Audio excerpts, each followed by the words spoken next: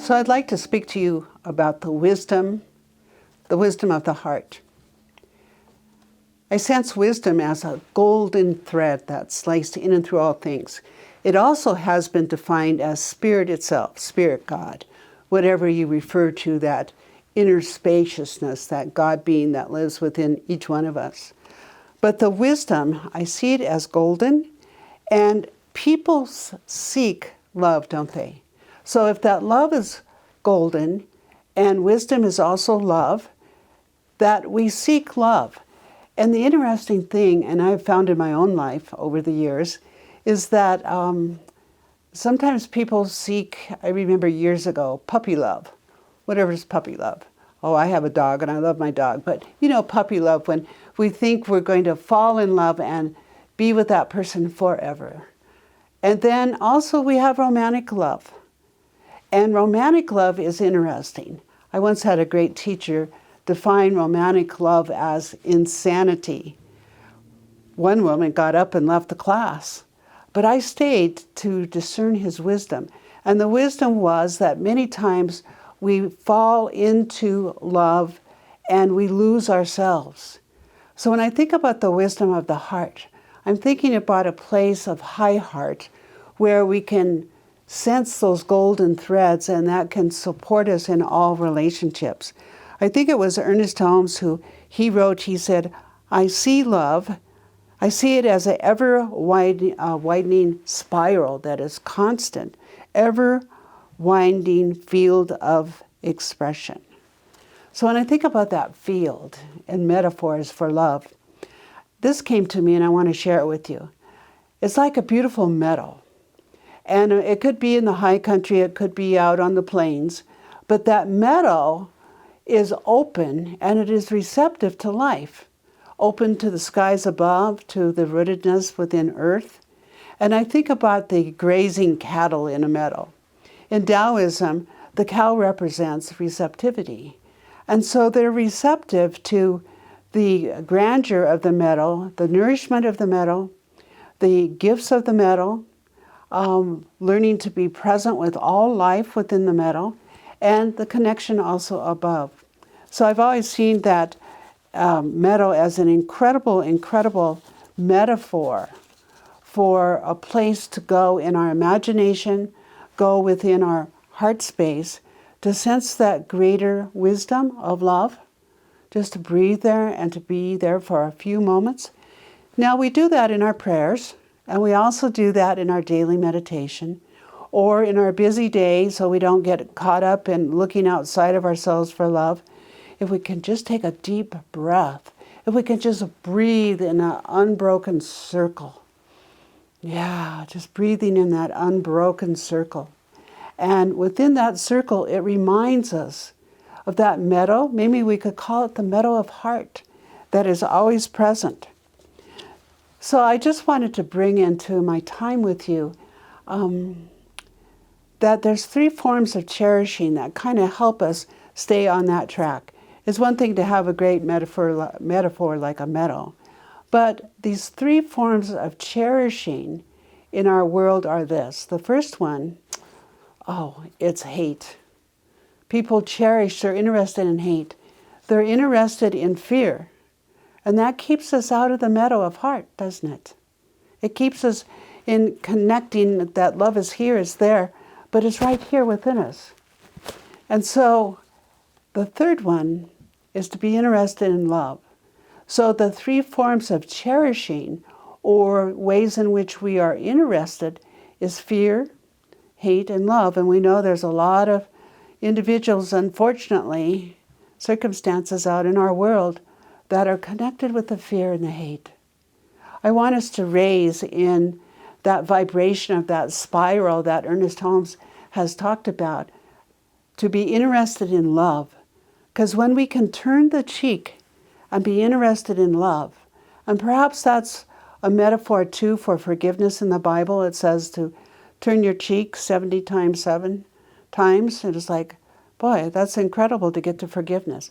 Maybe it means just turning the cheek and sensing love itself. It's helped me in my world so much. So it's like transforming our awareness, moment by moment, to be with love. I want to share with you something in closing here, that love wins. And love is an energy. It's a vibration. And when we can share that openly with another person, how beautiful that is. Several months ago now, I was in an experience of walking a labyrinth. And that's always a very holy experience. And I was very open and receptive to focusing, being interested in love. And even as I share this, I get goosebumps because it was so mystical what happened. All of a sudden, it was like an opening. I can't even quite explain it, but it was an opening probably within me, indeed, but it felt like the sky opened, like being in the meadow. And a voice said, "Love wins. Love wins." And I even get emotional when I say that. Because the next day I went into a procedure, a surgery that was pretty invasive. And I came out of that, I came through it with love wins. So I want to leave with you those 3 forms of cherishing. Focus on love, not hate or fear. Fall in love with life. Know that it's that spiral that is always present, is golden, that is the wisdom. And I would ask you to put your finger in the water, in the river right now, just to remind yourself that you are a part of that greater flow of life. And if you ever see a little red Jeep driving around town, the tire cover on the back says, "Love wins." Many blessings. Let us come into this moment, this stillness, this inner peace within, this fountain of gentle joy that runs through all of life, and recognize the presence, the one power, that great presence that is the divine love intelligence that runs in and through and all around all life. That presence that is for us, always ready to spring into action on our behalf. And that great power, the power of love, the power of knowingness, the strength that is in the mountains, that power of the waves that crash on the shore. Knowing that this presence and this power is everywhere present. There is no spot where this presence isn't fully orbed, including that within us. That power, that strength, that divine love intelligence that lives and moves and has its very being in and through our lives and our consciousness, in our mind, our body, our spirit, our energy field, and all aspects of our life. This is the power of love, that great power that opens the heart to the tenderness and joy of seeing a little baby that laughs and smiles. It's the power of love that we may see in the eyes of an elder whose wisdom that we respect so much. The power of love that we feel for our friends, for our family, for our community. And that power of love that is within our heart is so unbounded. It cannot be contained.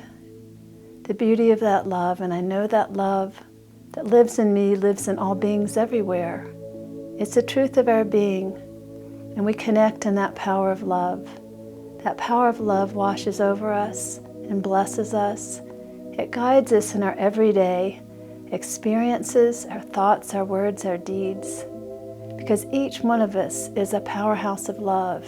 Each one of us is a heart, an open heart to share that love and joy with one another. And I know that this love blesses each and every person. It blesses us with the knowingness that we are loved and cared for, that we are God's love in action.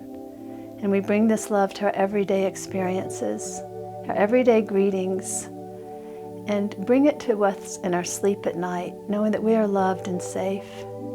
So I give thanks for this great power of love that is in and through and around all of life, that expresses in every aspect of the creation. I accept it, and I'm so grateful in knowing There is a presence and a power that is that says yes to love, and it lives in us, and it is us.